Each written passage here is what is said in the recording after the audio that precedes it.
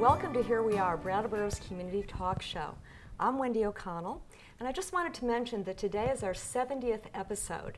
I just happened to notice in my notes, and it's been a wonderful, wonderful ride. I've enjoyed it thoroughly. We've had so many different people from the community come on with so many different stories, and today we have another story.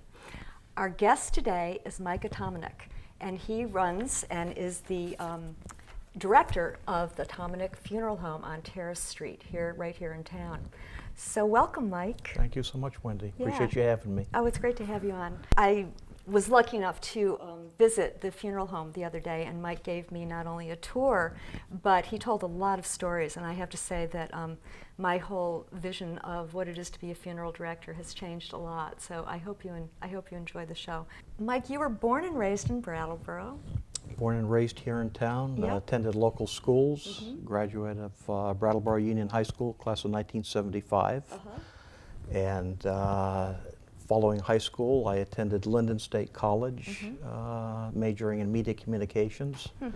Got involved with the rescue squad on campus at Linden State, and ended up coming home, joining Rescue Incorporated. And following my stint at Linden State, I joined the staff at the Brattleboro Reformer in the advertising department. Became an advertising representative for the Reformer for several years, which led into a job with a advertising agency in Keene, MSH Advertising, which at the time was owned and operated by Michael Hussey.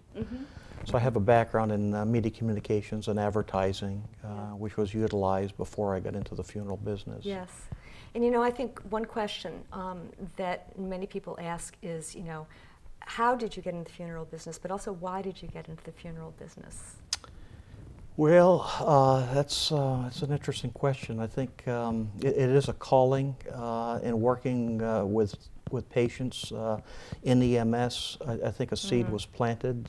I know years ago many of the funeral directors in town ran ambulance, and so it was pretty much combined at the time, and I enjoyed helping people in need with rescue, and which led to furthering my education, pursuing a career in funeral service.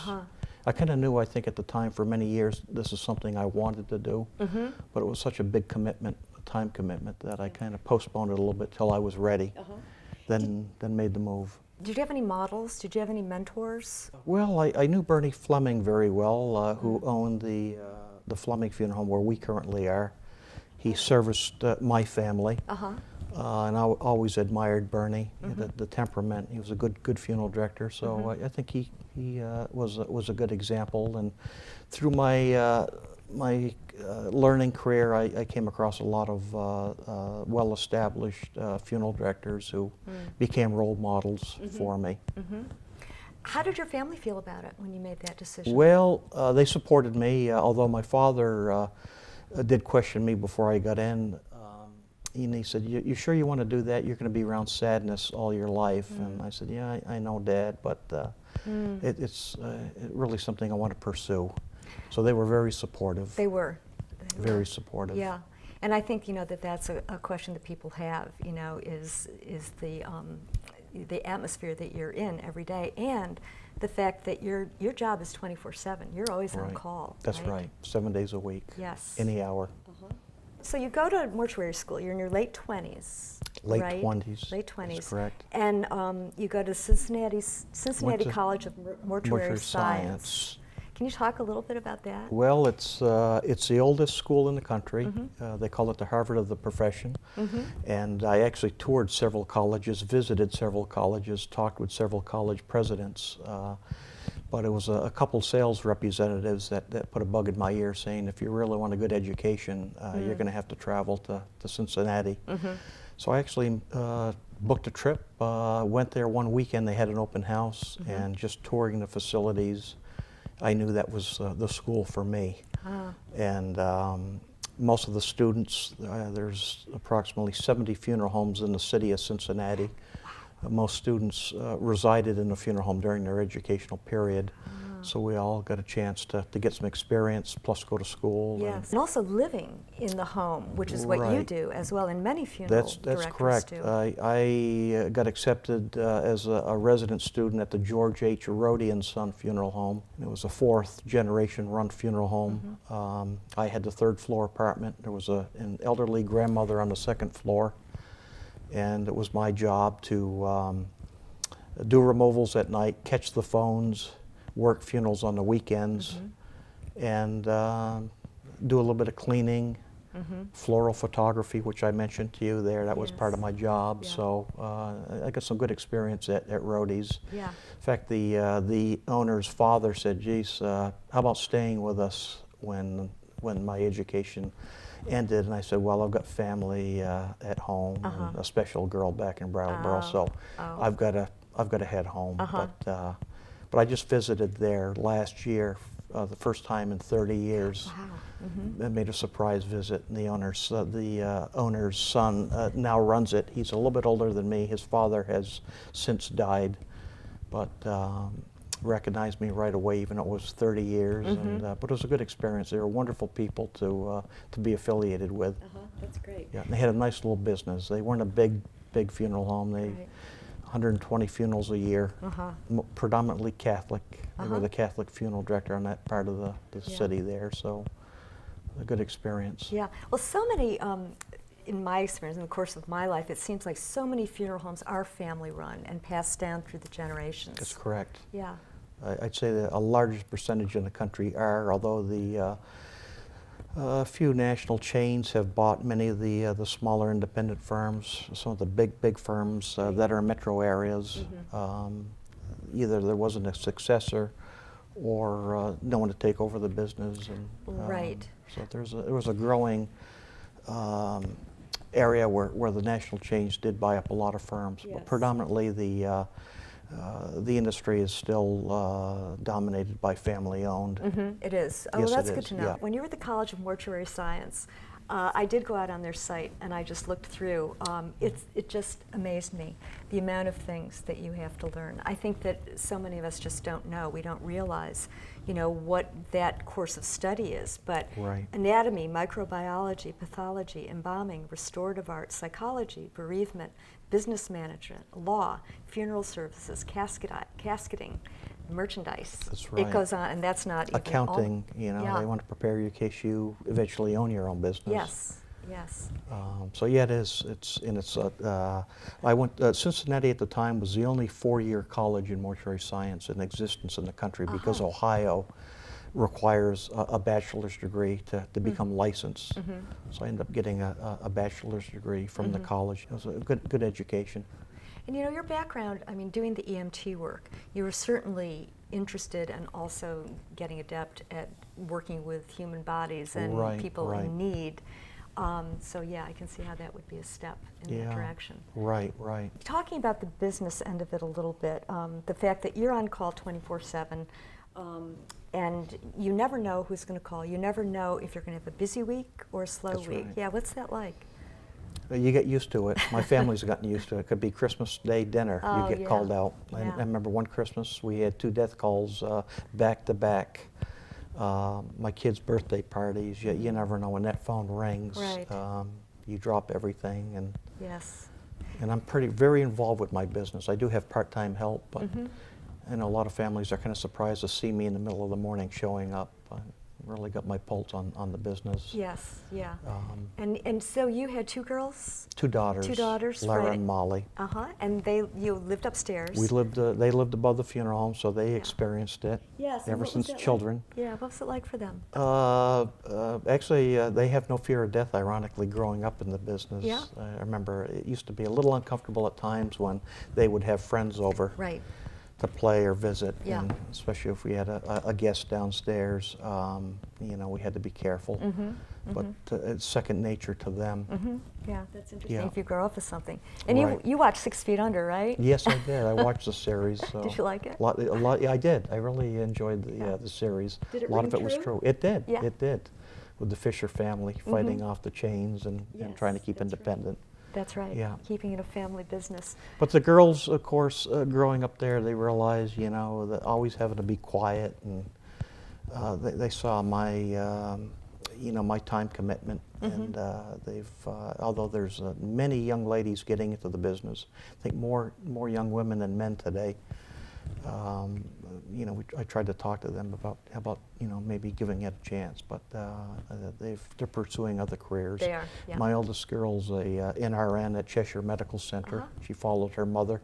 My wife's a trauma nurse at Bay State Medical Center. Oh. And my youngest daughter's a junior at the University of Kentucky, studying to become a pharmacist. So Well, kind of related in a way. Yeah, all quite related. It is related. Yeah, so, that's dealing with the living. Yes, Yeah. yes, and I love. There's a phrase. You're serving the living by caring for the dead. That's correct. Yeah. That's so true. Yeah. That's so true. Yeah, could you talk a little bit about that? Because I think that, you know, so many people, you and I talked earlier about Jessica Mitford's book, The American Way of Death, which came out, I think, in the 60s, maybe 70s. Right around the time, just before President Kennedy was assassinated. Oh, was that long early ago? 60s.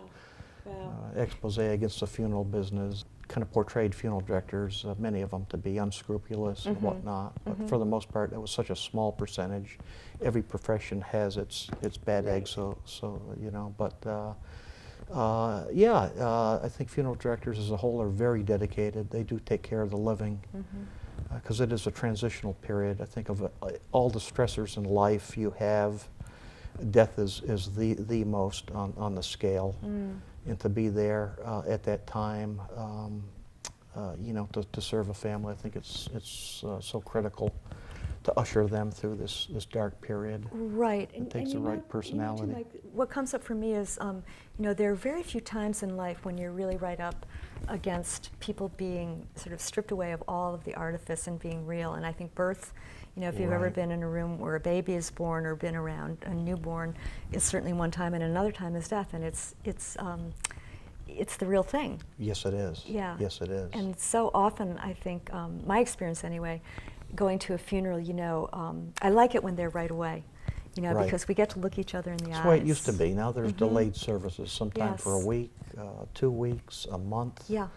And memorial services, you know, are very often what people choose. Increasing. The days of calling hours and full funerals are waning a little bit. More memorial services. And what's even more alarming is when a family selects not to have a service at all, to not acknowledge that life that lived, which is concerning. And it's, like I mentioned to you when we first talked, you know, when the baptism takes place, they expect the baby there, the bride and groom at the wedding, but an increasing number of people, the deceased aren't there for their own funerals. So it's happening a lot more regular, really. Yeah. And I think part of that is families are less church than they used to be. They maybe feel hypocritical. I'm not going to go to church. Gosh, we haven't been there in years. Although I don't think a pastor or priest would ever be judgmental. But I think that's part of the feelings. Yeah. Where, you know. You know, I in thinking about the show and having you on, I started thinking about, you know, people have always died over history, right? Right, that's right. And different cultures have had different ways of dealing with that. And I think what we're seeing, I mean, I've certainly seen in my lifetime how it's changed, and you've seen since you've been in the business. Right. Big changes. You were saying that it's about 75% cremation now, is that correct? In this market, it's creeping up towards 75%. Right. When I opened a business, it was maybe 18%. Still Wow. traditional, a lot of traditional work. Yeah. Calling hours, services either at a church or the funeral home, then burial.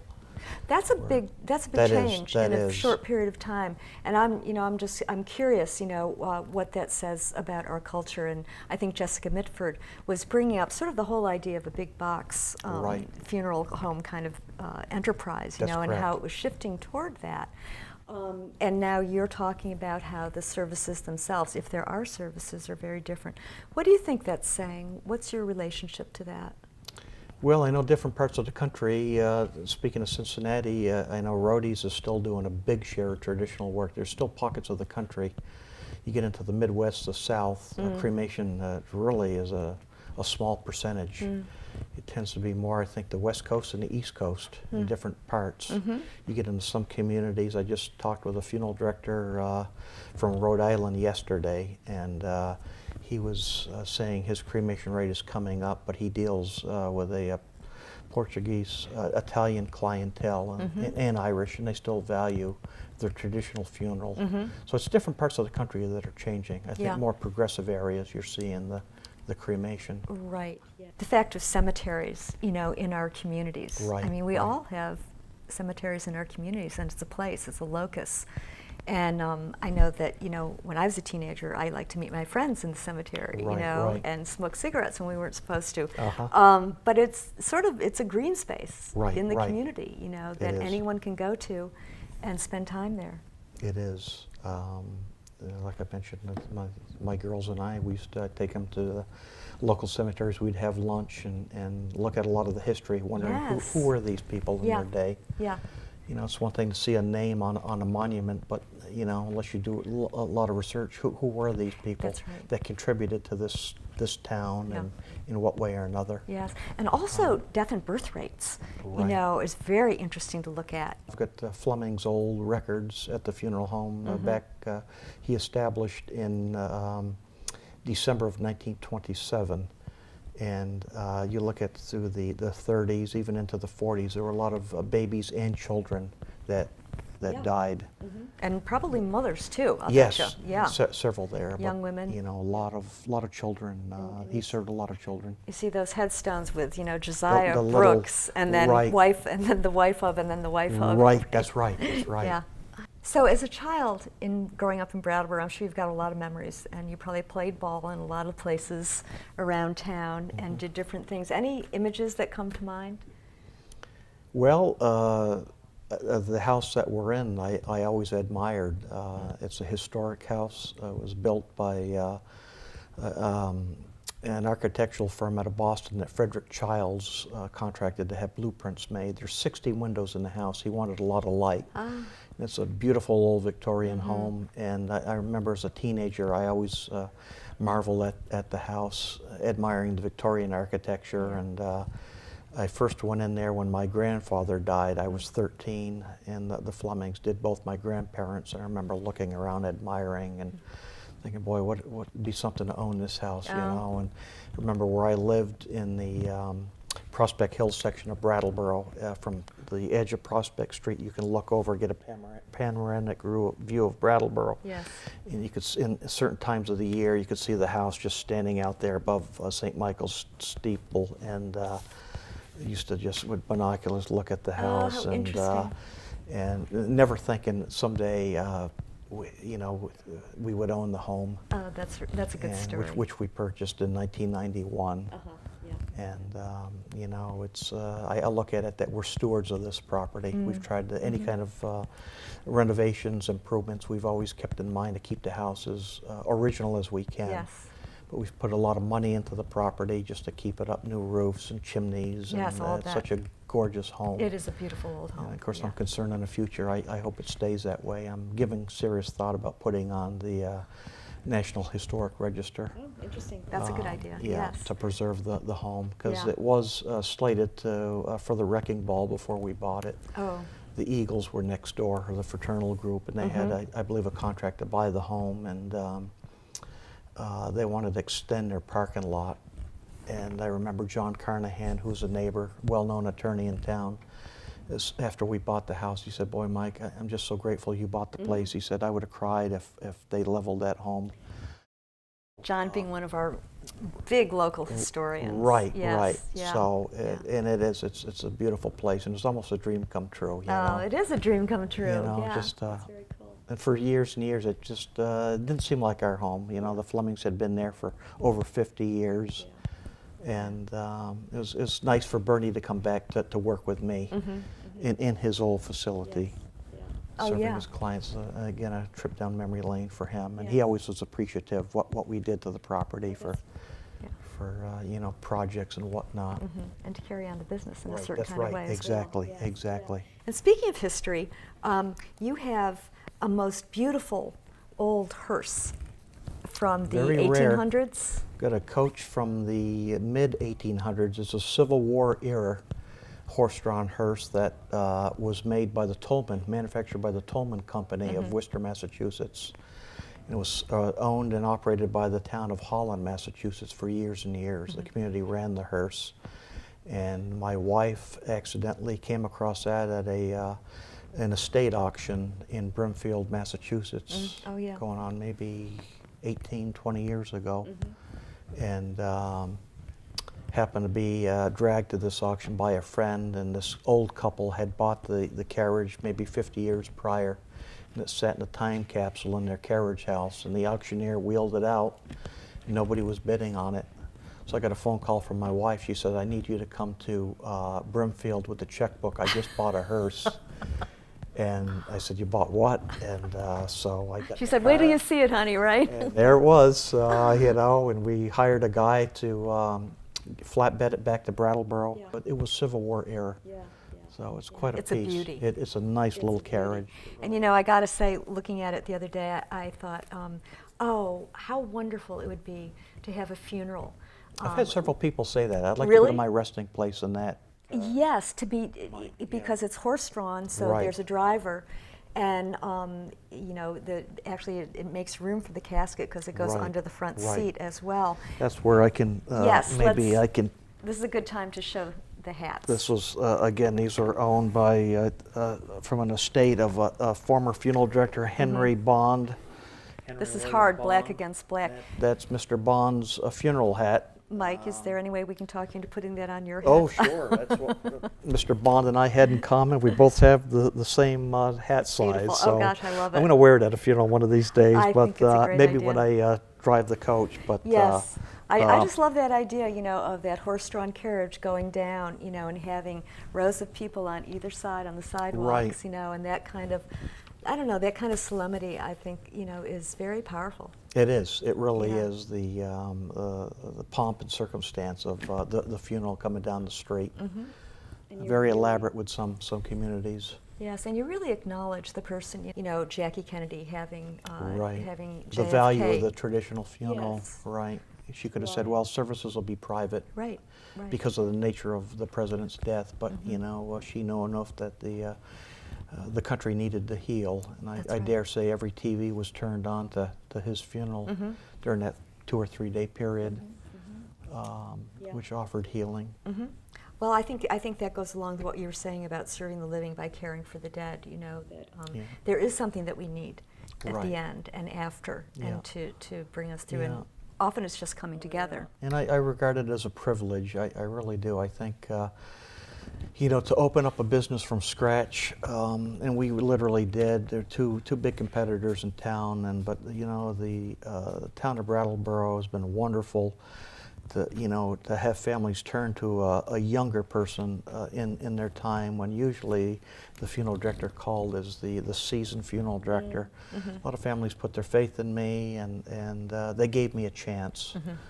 And hence, each year the business grew, and it's really been a privilege to serve all these Brattleboro area families, because we Yes. cover Putney and in the outskirts also, Hinsdale. So it's been an honor to serve these families at their most difficult time. Yes. Yeah. Working with the community as you do in so many different ways, I know that you're also working with Hospice. That's correct. Yes, and Hospice has so many parts to it. now. Great organization. It's a wonderful group. They come to my facility. They have, I believe, 2 training sessions annually. Every 6 months they bring a group of volunteers that they train, and I have them over as guests. And we talk about death and dying, and of course they always marvel at my job, but they're the real heroes to be with these people that are in need of somebody at the end stage of their life, especially getting a relationship built, and then to have to go on to the next client. But we've got a good working relationship with Hospice. Yeah. I see them quite often, sometime in the middle of the night on removals, where a volunteer will be there. And we also do a very meaningful holiday help program, which we've done for 20 years. Ann Black, who's a real jewel here in Brattleboro. She's a grief therapist. Yes. She currently heads the Wounded Warrior campaign. Mm-hmm. She's our guest presenter along with Bill Shantz, who's an Emmy-winning musician. Yes. He does the music for our program. We do this every December for families that have taken a loss, because the holidays are a very difficult time. So I now know Ann works with Hospice, and it's quite a network. That's an area where Brattleboro is really fortunate. Yes, very much so. We've got a very strong hospice program here in town. Yes, and also Kathy Leo, who started the Halliwell Singers. That's right. The bedside That's singing. right. I went amazing. on a removal years ago. This gentleman, the singers were there, and I forgot the hymn that His Eye is on a Sparrow, I think it was, and he put his head back in his pillow and had a smile and drifted away after that hymn. Beautiful. Very healing with music, Yes. but wonderful groups we have in Yes. town. And it's a great addition, I think, to the It whole really experience is. of death and dying. It Yes. really is Yeah. wonderful to have hospice. Yeah. Over the years, has your relationship to death changed? It has, in a way. It reinforces that our lives literally are on a silver cord. Death could happen anytime. You see that. And just to value life, take every day, count your blessings, basically, even for the small things. You know, eyesight, hearing, good health. You don't have to be wealthy to enjoy life. You're rich if you have your health, and you know, it's so important, really. Yes. Yeah.